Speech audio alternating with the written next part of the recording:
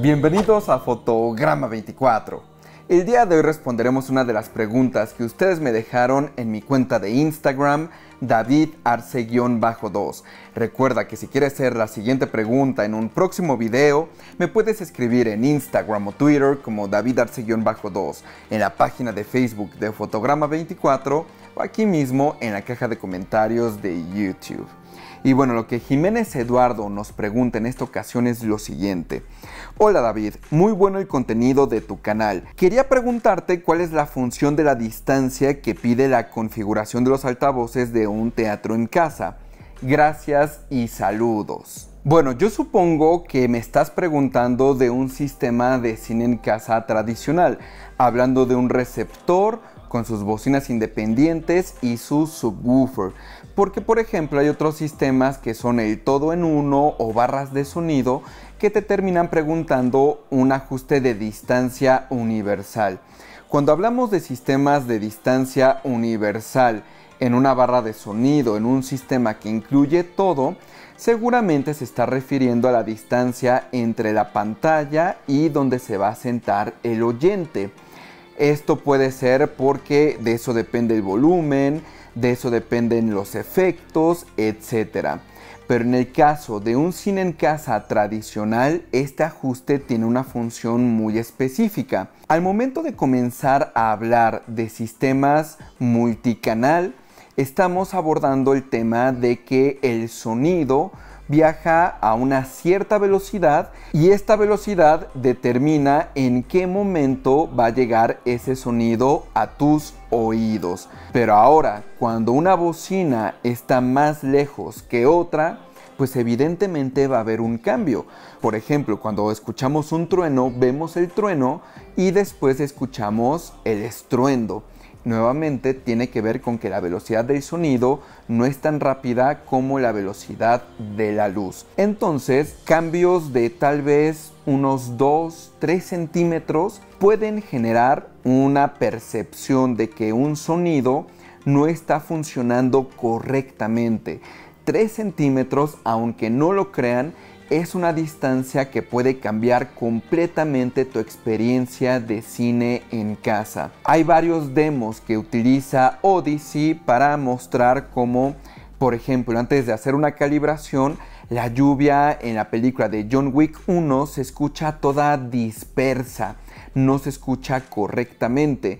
Después de hacer la calibración, todo se escucha preciso, escuchas cada gota.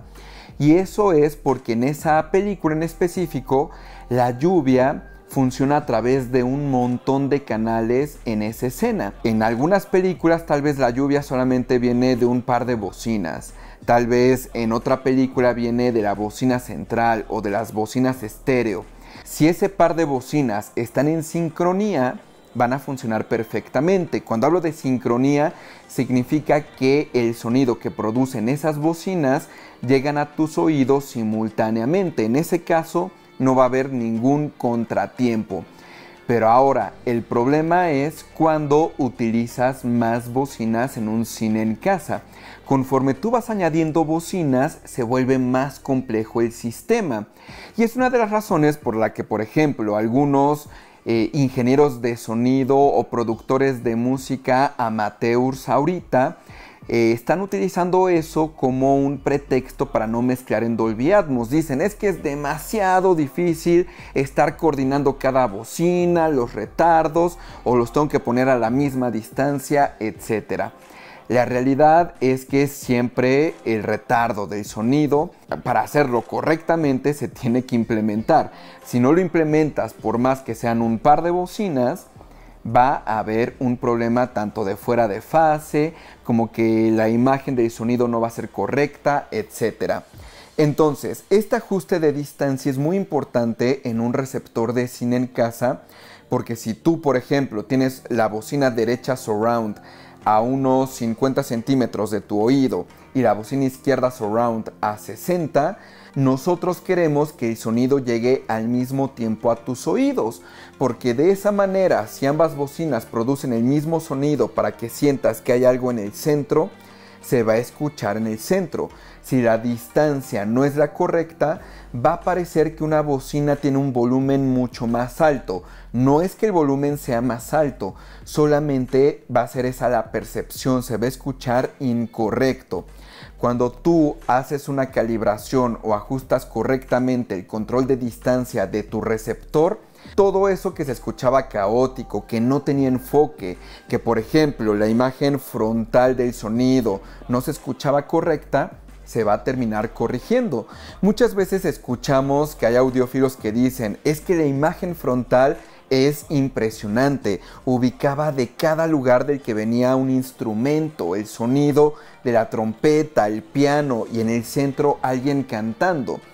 Ese efecto se logra gracias a un conjunto de ajustes bien configurados, incluyendo la distancia.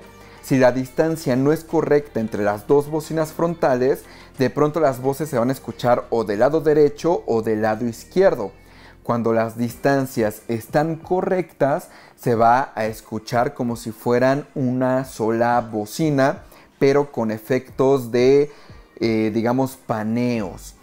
Pero pues conforme vamos añadiendo bocinas a un sistema de cine en casa, nos tenemos que asegurar que las bocinas tal vez frontales funcionen correctamente con las bocinas surround y esas surround al mismo tiempo con las bocinas traseras surround. Y en un sistema Dolby Atmos, las bocinas frontales con las del techo o las del techo con las de las surrounds.